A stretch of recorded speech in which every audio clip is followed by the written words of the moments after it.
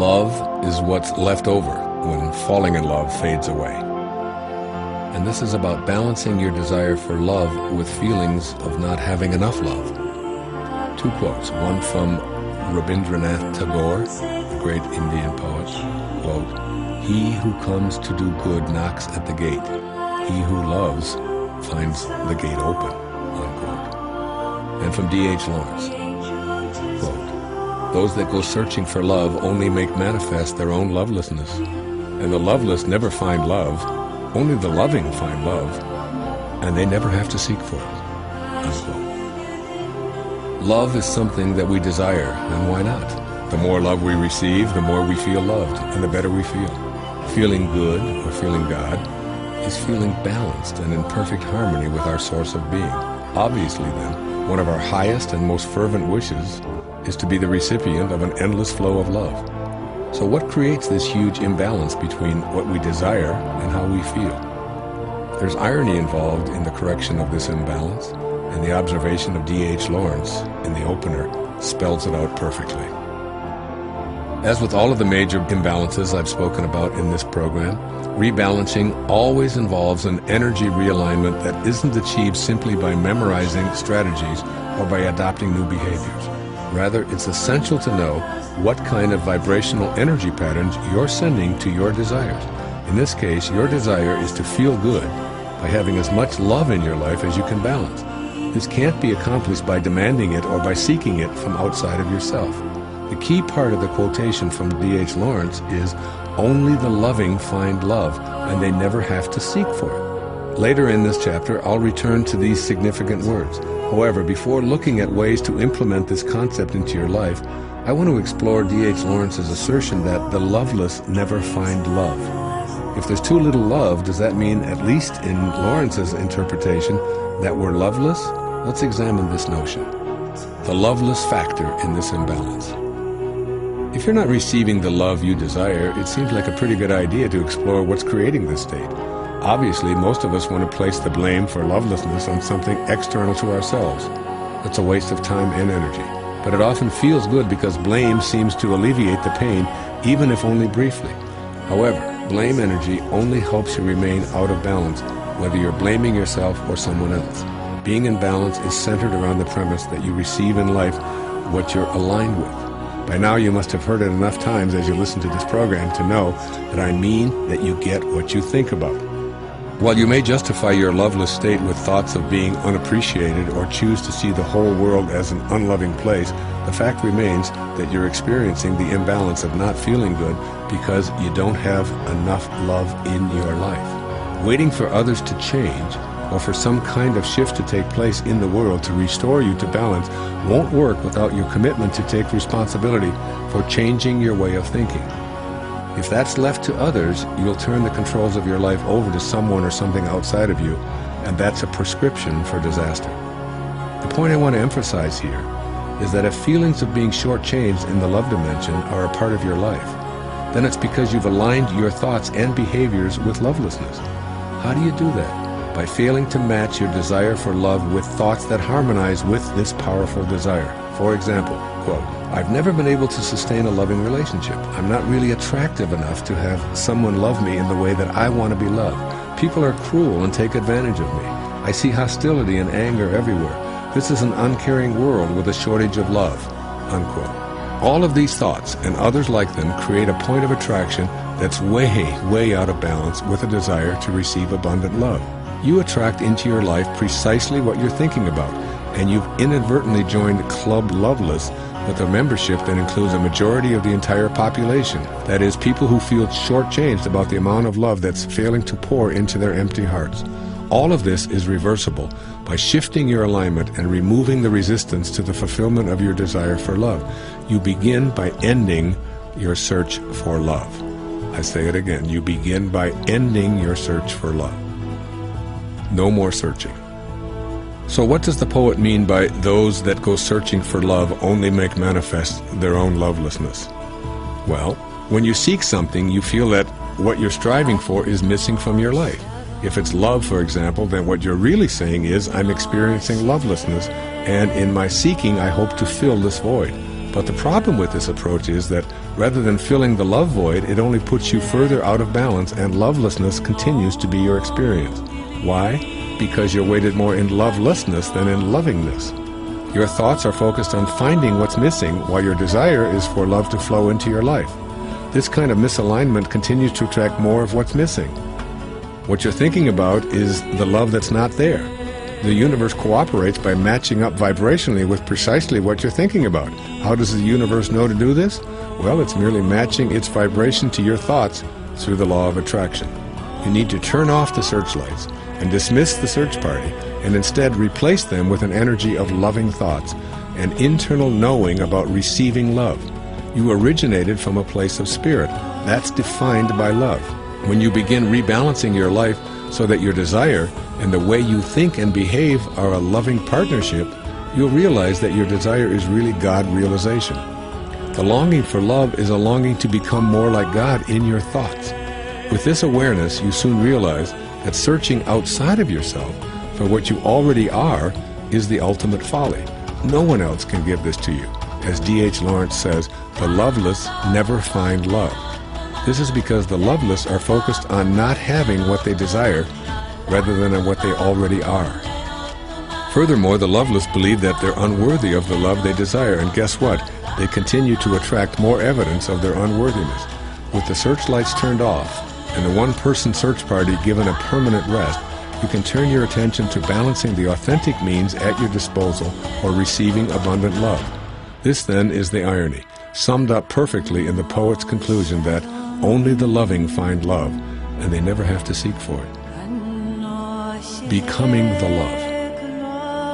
As the title of this chapter suggests, my definition of love goes beyond the admittedly delicious lust and excitement that you experience when you first become infatuated. Ultimately, these inflamed passions fade away, and what remains is authentic love, or the balance you're seeking. And what is a prime example of this? It is to love as God does, to extend the caring that defines your very creation outward whenever and wherever possible. Love of this nature leads you to forget about your own ego and want what you desire for yourself even more for another. This is how the act of creation seems to work. Your Creator doesn't ask anything from you in exchange for giving you life. It's given freely and abundantly, and no one is excluded. You don't have to repay God for giving you this life, or the air you need in order to live, or the water you drink for your very existence, or the sun that sustains you. Without any of these freely given ingredients, you wouldn't continue to live. This is the love that God offers you. To balance your life with more lovingness, you need to match your thoughts and behaviors with those of your source, being love in the way that God is. This means noticing when you're inclined to judge yourself or others as though you or they are unworthy of love. This means suspending your need to be right in favor of being kind toward yourself and others, and deliberately extending kindness everywhere. This means giving love to yourself and others rather than demanding love. This means your loving gesture of kindness is heartfelt because you feel love flowing from within, not because you want something in return. A tall order? Not really, unless you believe that it's going to be difficult. Lovingness is a feature of your natural state, and your ego isn't part of that state. Ego dominates because you've separated yourself from your God self, the loving self that came here from a place of perfectly divine, unconditional love. You've carried this ego idea of your own self-importance, your need to be right, for so long that you've deluded yourself into believing that the ego self is who you are. Talk about being out of balance. You've opted for a belief in pure illusion.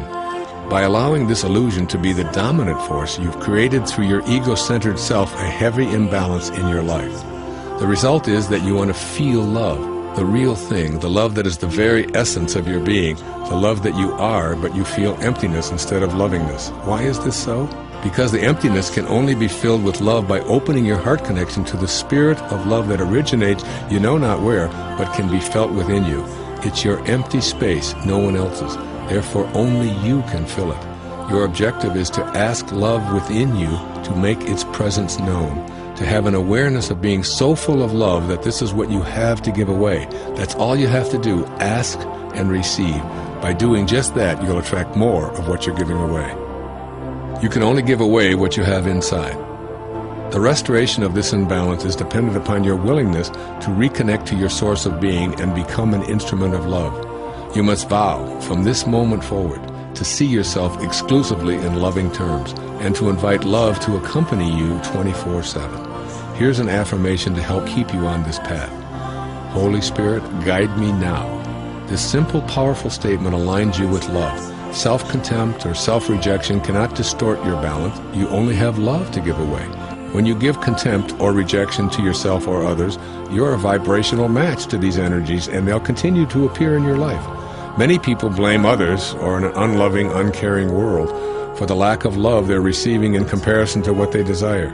Any disparity that exists between the love you desire and what you actually receive is a mirror image, a reflection of what you're thinking. Give away hate and you receive hate. Give away love and it has to come streaming into your life. Imagine a container the size of your heart. This container is the sole source of all thoughts. Whenever you think something, you must go to this container, select a thought, and send it out into the world.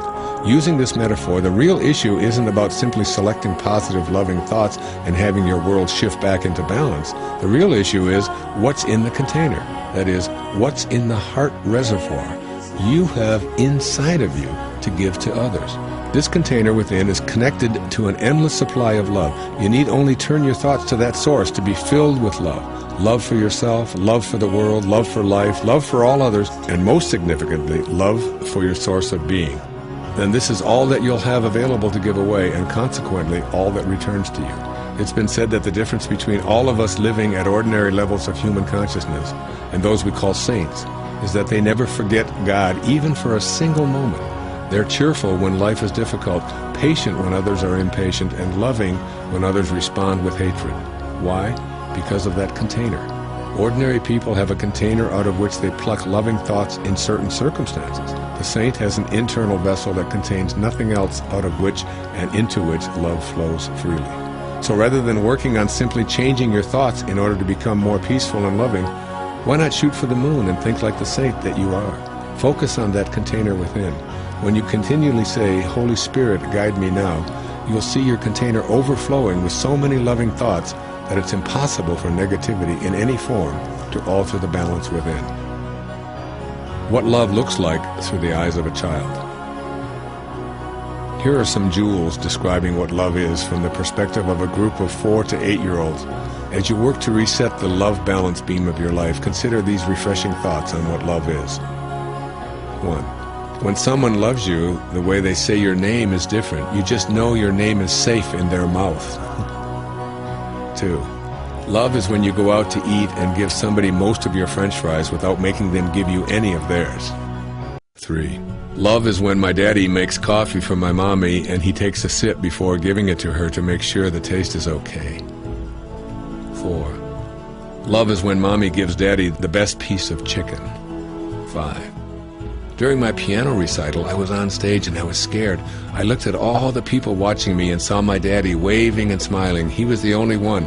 I wasn't scared anymore. And my favorite. Love is what's in the room with you at Christmas if you stop opening presents and listen. There you have it. Look within and around, listen. Love is what's left over when falling in love fades away, because love is an endless source. Give it away. Share your French fries. Give someone the best piece of chicken. Wave and smile to the universe, and you'll soon know what Victor Hugo meant when he observed, love is the reduction of the universe to a single being. Not only is love what's left over when falling in love fades away, but love defines the source from which we came. Elizabeth Barrett Browning poetically describes the end of life as a return to pure love. She says it this way. Guess now who holds thee? Death, I said, but there the silver answer rang, not death, but love.